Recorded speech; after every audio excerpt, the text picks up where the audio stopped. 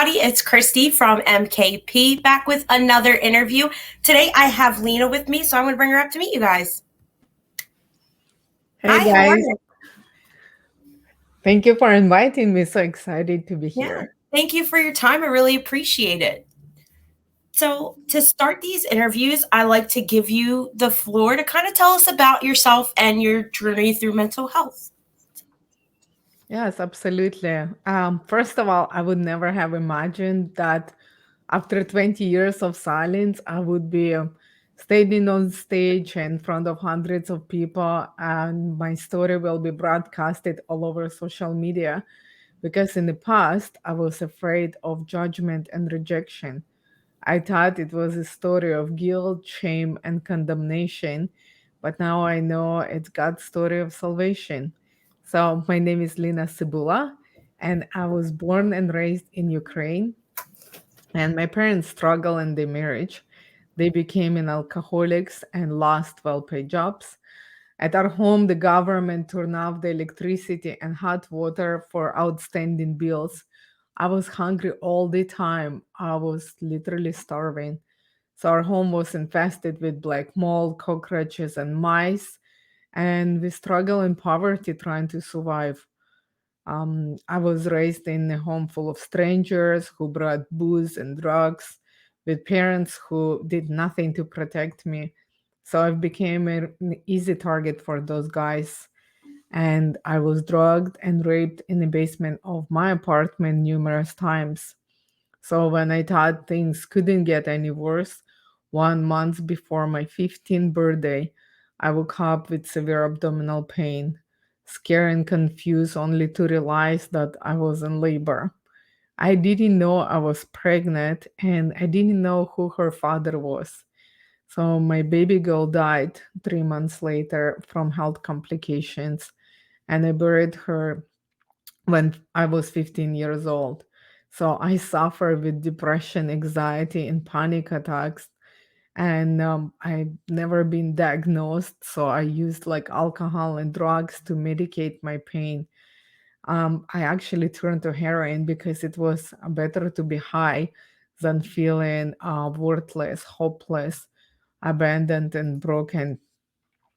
Um, so as the years went by, I saw people dying around me or who went to jail. And desperate in despair, I knew something in my life have to be changed. And I met with the wrong people and end up being sold in human trafficking.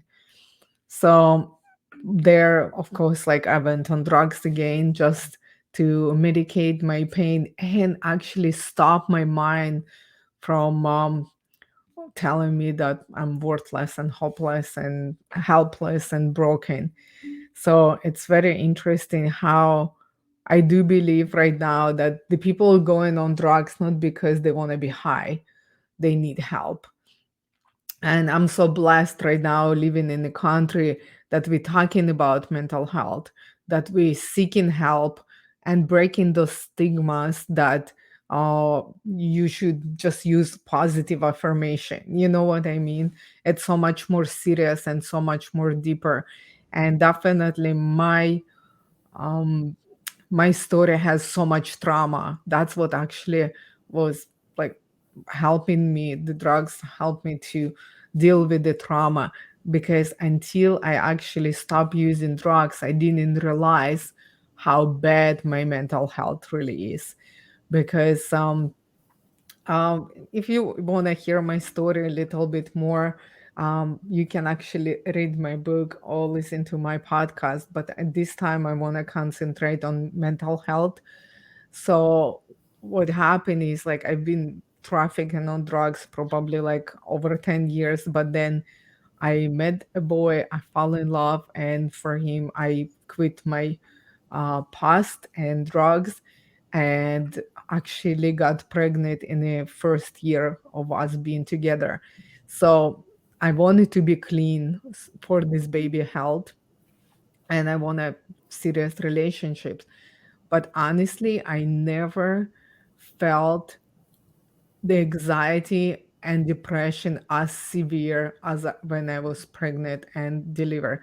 Nobody told me about postpartum, but and on top of it, I actually suffer with imposter syndrome, thinking, I have like those evil thoughts. Who do you think you are to have a child and a husband and a clean home after everything you've done? Who do you think you are? And honestly, like I have this picture in my mind. I have like goosebumps pictures in my mind, especially when my baby was getting sick, so she was teasing or something like that. And I saw her with the 104 fever, and my mind was showing the picture of my baby, my first child, when I carry her to the cemetery in my arms, and seeing her lifeless body and hearing that in my head that this baby gonna die as well, your husband gonna kick you out, you're gonna be again drug addict junkie with no hope, with no purpose, and yeah, and that's where you're gonna die on the street. So actually I end up in emergency like so many times. They were thinking that I have asthma because I couldn't breathe, but because the symptoms of the panic attack is so similar, and I had like chronic bronchitis as a kid. So my doctor literally like misdiagnosed me and give me like puffer, steroid, um, all the different like shots and all this stuff. And only once after all these visits in emergency, because I thought I'm gonna die, and I'm saying that it's my heart. The gentleman, one of the doctors, he said, it sounds like you have anxiety and a panic attack right now. He's like, is everything's good at home? And it was interesting that before that, nobody asked me that. I'm telling them like my heart is hurt, my head, like, but that time nobody talked about the depression the way we're talking now. Even 5 years ago, nobody spoke about mental health the way we're talking about this now. So it was very interesting. You know how I find out? I actually saw, I do believe Mila Kunis was talking about postpartum on TV. And I was like, wait, what? I have that. I have that probably for last 3 years. And it's by the grace of God, my body recovered by itself. But I actually interview this lady on my podcast, and she said to me the same thing that she was experienced after birth. And I said to her like, what you doing now, how you dealing? And she's like, well, I'm under supervision with the doctor, I'm taking medication, I'm fine. After 2 months, you know what, I broke down crying. I was not fine. I have like twice I got pregnant and twice I got postpartum. Twice it took me like over 5 years to get my hormones in balance and everything else. 5 years, like literally after having like well, I have twins and my oldest one. So probably 10 years my mind was not okay, and there was no one asking me like, why are you crying, why you don't have energy to do that, because nobody ever educate me that this is, you can help, like you can seek help and actually be better and function better and think better. So that's what I'm here for. I want to advocate for, mental health is real, no matter how you got there or what's going on. Do not be embarrassed or shame of it. You need to seek help. And doesn't matter if it's like so severe that you think you need a doctor or medicine or whatever way you decide to deal with that. As long as it's constructive, I'm not advising that you go like on drugs, on heroin and stuff, because I didn't have any other choice.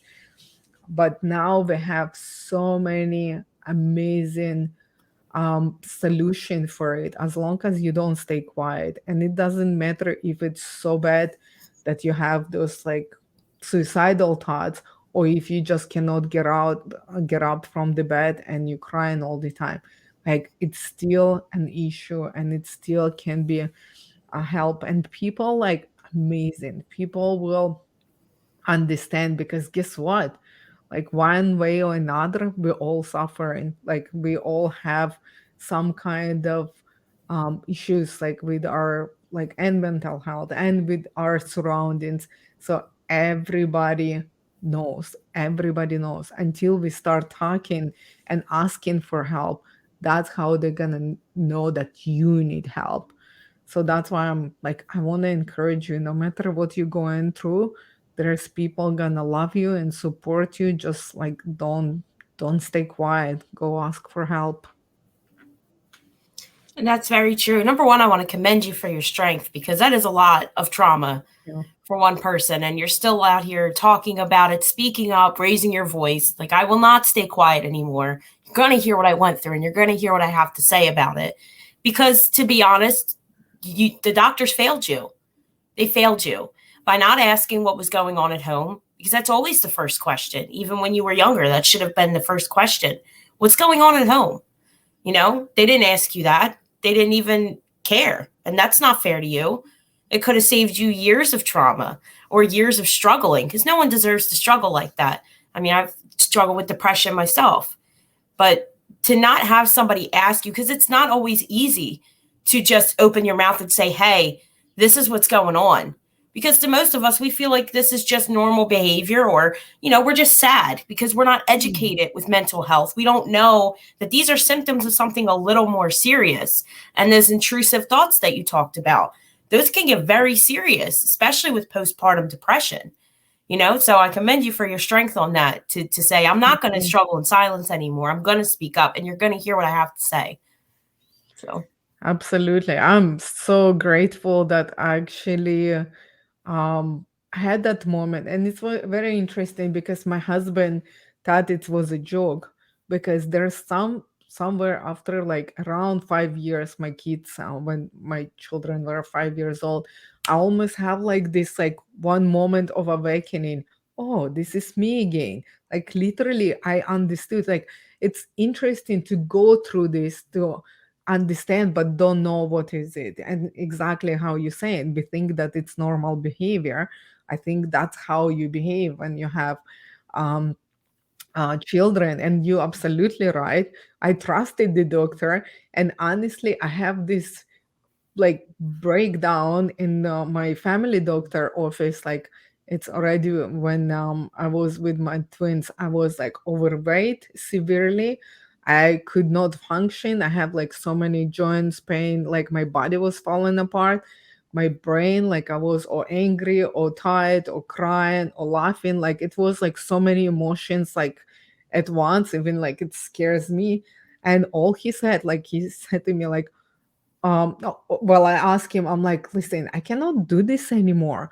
I'm so tired to be like this. Do something. I don't know. Maybe I need massage or something. So I'm kind of like brainstorming these ideas.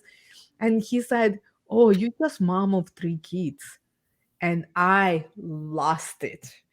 I honestly, I'm like, this is enough. I cannot take it anymore. This is lame excuse that I give myself like for last 10 years. I'm tired, I'm cranky, I'm fat, and all this stuff because I'm mother. That's like just lame because I see mothers running with their strollers, drinking their cappuccinos. I can do that too, but I don't have no energy. I don't have something wrong with me. I literally told him like straight up. And he's like, well, maybe you can fill out this questionnaire. And he gave me this paper that actually the first step to diagnose like depression. And I kid you not, I had like breakdown over that paper because every check mark was like, yes, I was this for 10 years, but not anymore. Literally, 3 days after I come out of this by myself, I'm doing this check mark and I'm crying that was my life for last 10 years. And nobody ever asked me any of those questions. yeah. Well, I'm glad that you were able to figure it out Yeah. and you weren't suffering anymore. Mm-hmm. That's a big step in the right direction. And again, speaking up Mm-hmm. about it so more people know about it. Especially I feel like when it comes to, and I say this lightly, but minorities, they're not helped the same way. And that's not fair. because they don't know what's offered here. People who come to our country, it's not like you're given a list of sheets like, here's all the benefits we have available here. You have Mhm. no idea, and doctors don't speak up about it. They don't offer you a list to tell you like, this is what we can help you with, just so you know. So that's another struggle too, and it's like another hurdle on top of everything else, on top of being a mother, on top of being a wife, on top of being a woman with your own feelings and needs and things like that. It's just another hurdle. And I feel like that's something that really shouldn't be a hurdle. It's something that should be offered to you immediately so you know what's available. And even in the hospitals know about postpartum depression. You weren't offered any kind of brochure or anything about it. These are things that need to change, because this is all information that should be offered so that you don't have to, go through a questionnaire to figure out what's wrong with you. You could say, you gave me this pamphlet and I have a lot of these symptoms and I think I need help. Or go to your doctor. I've got this from the hospital and I really think I need help with this, for my children. My children deserve to see me happy, because they do. Our children deserve to see us happy and thriving. Not all the time. They need to see us broken too for their own education and emotional growth. But, they deserve to see us happy and thriving and not staying in bed all the time, because I've been there. I have a 10-year-old, I've been there where I couldn't get out of bed, and my son did deserve to see that, you know. For me, I was just stubborn and didn't want to go get help, but it's really not fair. But I'm glad that you have everything you have going for you now, because I'm sure with the help and now moving forward, you're thriving even better in your family life and in, your professional career and just personal life in general. you know this, I say this, but it's true, and it's a hard pill to swallow, but no one wants to be around someone that's depressed. So it ruins your relationships, your personal relationships, when you are depressed. But nobody says that. That's like the, she can't say that kind of thing, but it's true, you know.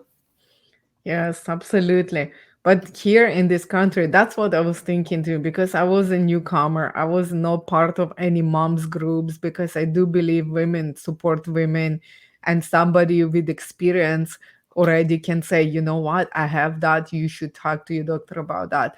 So I think because I was like so lonely and alone in this experience, that's actually was really really hard. But what I've learned over the years, that doctors actually amazing, but what you have to do, it's your job, it's to advocate for yourself. They will do what you tell them to do, and they will do it, so after that experience with my doctor, it taught me so much. Even like with that doctor who misdiagnosed me with this asthma, like, I was so I felt so betrayed, because in my mind was like, oh, here, um the um the doctors and the in general, like everything, it's so, what the word I'm looking for, more sophisticated, like, I see how like they deal with the breast cancer and all this stuff, so I'm like, oh my gosh, everything's so much more, like, I don't know. I'm just was so impressed with the like Structure. pharma and everything. Yeah, I thought like, wow, it should not be happening. So I just trust my doctor. I took all the meds that he gave me, and only in the hospital they said to me that those steroid shot that he gave me twice in 6 months have to give me like, that's supposed to be given every 6 months only once. So, uh, short a long story short, he could kill me with that drugs. Okay, like I survived by the grace of God, but it's literally turned me off, and I got so scared, and I will start looking in different solution, and it's actually jump start my health journey too. So like everything have a positive, our eating, our cleaning products, like I look into everything, and I've learned how to take care of and our bodies to actually help, because like lots of mental health like triggered by what you eating, how you take care of yourself, like sleeping and all this stuff. Small easy thing that very hard to do, and if you don't give them attention, like your physical and your mental health gonna break down. So what happened after that doctor with the paper, to give me all this information, when we moved to another city with 3 kids, I said to my husband, there's the deal. Doctor have to be close and I will interview the doctor. That's So right. every time I come, I say, okay, I'm the person that I don't want you to give drugs right away. I want you to investigate. I want you to do all these things, but I'm not opposed to medication. I have no problem. Even like through all of this drama that went through medication, I do believe if you have ammonia, you have to take antibiotic. If you have a broken arm, you go and take the cast whatever they have to advise. I still listen to advice of the doctor.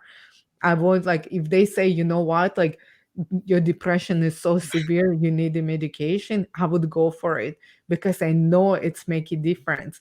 But I don't want him to give me right away just because like I feel in this way. I want him to investigate, I want him to pinpoint.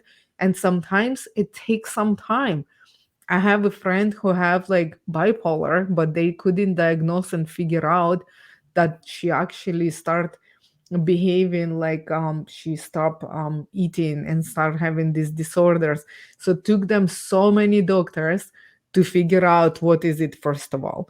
Second of all, she was saying to me, it took me 50 doctors to get the dose right of that specific medication after trial and error. So that's what I'm saying. You know what? You're like all different and unique. We are all perfect in our way, and there's like medicine for specific for your type, for your body mind. It's also you have to like find that way if that's where you're going. And I do believe there's like the doctor want to help people as much as we think what's going on in the background, the pharma pain and all this stuff. In the end, you know what, they still do their best, and they work as long as you have a right doctor. And listen, this is not like back home in Ukraine. That's why I stuck with that doctor who tried to kill me for a long time because, oh, by the way, his license was revoked, not because of me, because of someone else. And I was just grateful that like I'm alive. But what happened is because I was mentally conditioned from back home, you have one doctor, you stay with the same doctor until you die. So I didn't even know I could leave that doctor, although I was not satisfied because like he didn't brought the solution. He just gave me drugs. But after that, I literally interview my doctor and I chose my doctor, and like I stay with my doctor and I'm honest and open with him and I trust his decision and stuff. And over the years, we build a report, like how we work. And guess what? If he would throw me under the bus like that guy again, I would interview another doctor. You know what I mean? You have that power and control where you are. If you discriminated, belittle, or like push on drugs or something, or you don't feel good, or you don't have progress, don't stay there. Look for something, like ask people, like, and just be honest and open. People like know other people, like they can help and you can find the solution. So don't think that you're alone in this. That's absolutely right. And something you said too that I wanted to come back on was the medication. It does. It takes a long time and a lot of trial and error to find just the right mix that works for you because everybody is different. But what's important is to remember that your doctor is your teammate and they want to help you. Not every doctor is out to get you or just to throw you on medication, but it is important to do your research on medications before you just accept them. Because we know our bodies better than anyone, including our doctor. Even though they Mhm. have medical degrees, we know how we're feeling. So it's important to do that research, on your own too. But it is a trial and error. Unfortunately, I got diagnosed in April, and I'm still trial and erroring my medication. So, you kind of, but it's important to be open and honest with your doctor, even if you are using drugs still, because addiction is hard to beat. Addiction's not something you overcome in a day. Sometimes you slip and you fall and you relapse and then you come back to it. It's a process, but you have to be open with your doctor because they can't help you if you're lying or you're hiding something. Then that puts you in danger as well because there's something that might mix with your medication with the drugs that you're on and you could end up killing yourself. So that's important to be honest with your doctor about. Absolutely. And with the drugs, what helped me actually it's to replacing because the addict like never gonna be um like no, we can be clean, but the mindset is addicting. So you have Yeah, to always like you need something like more important to replace that with. And that's what the my family, my child, actually all my children, like I was already clean to have them. Um so for them I want to change, and for them I quit the drugs too because I've been loved, but that's right. then I actually give my life to Christ, and that's another thing, that's where I draw my peace as well, because Your faith. Yeah. yeah, and over the years I found the way specifically what's worked for me, like my God helping me with my mind. I love yoga right now. I've been doing martial arts since I quit drugs because that's Yeah. another replacement. You have to put something into that, thoughts. Like it's have to be like replaced. You have to be busy. So constructive stuff. Another thing that I want to actually tell you guys, because shame does make us quiet, I would recommend write the letter. Write the letter to the person who you want to talk to, because sometimes it's really like embarrassing or painful or shameful to actually share your story. But find someone you trust, because and you know what? You don't need the army. One person, and everybody have one person, no matter what. Yeah. So write the letter and just share that. Say, you know what? I want you to read this in your quiet time and please talk to me. Because that would open up um, this person, like, first of all, maybe they don't know, maybe they already know something. And I'm telling you guys, we can hide, but everybody knows something's going on, because like we can pretend to this some point, because we have intuition too, because like when you encounter person like that, and you thinking like, why this is like this today, why she's saying like that, why she's acting like that. So people already thinking. So if you think you're gonna start from scratch, that's not gonna be the case. When person gonna read that, maybe they're gonna have those aha moments, and maybe they're gonna come and hold you and hug you and say, "Why wouldn't you tell me this sooner?" So don't feel ashamed of what's going on. It's hard to understand why this is happening, but you have no idea. Like it's happening to all of us. Just be honest and open with people that loves you, and they will help you.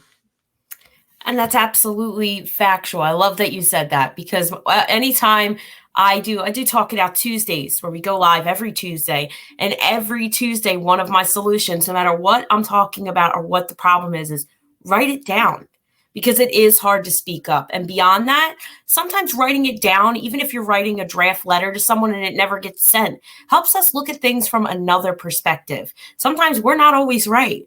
Sometimes by writing it down and looking at it, we go, oh, I could see why they feel that way, or I could see why they think that way, or now I understand what I'm feeling. It helps us diagnose our own selves and our own feelings to write things down. And it helps us validate how we're feeling. We don't need somebody else to say, it's okay that you feel that way. We know that it's okay we feel that way because we're writing it down. So obviously we feel pretty strongly about it if we're taking the time to write it down. So it is important.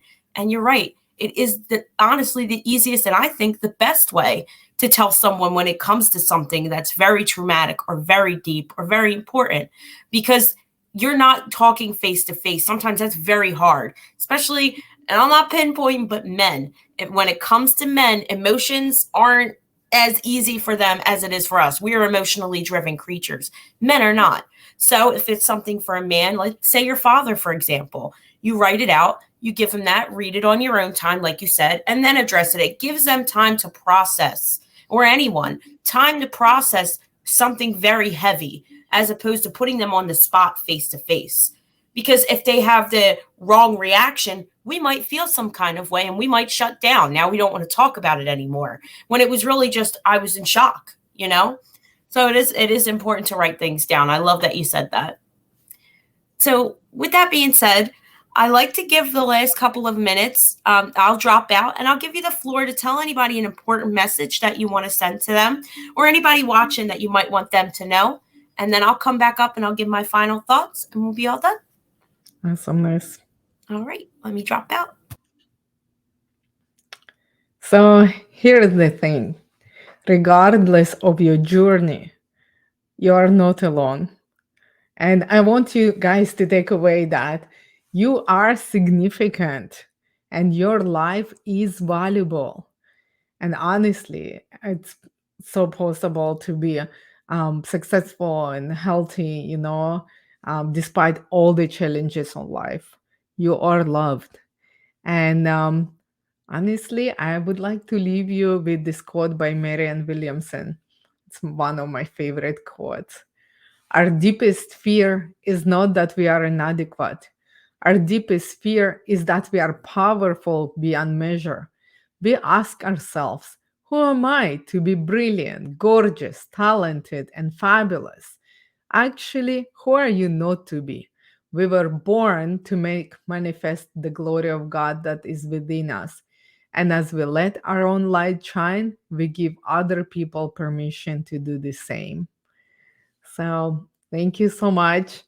God bless you all. And remember, whatever road you're gonna pick for healing, you don't have to apologize for.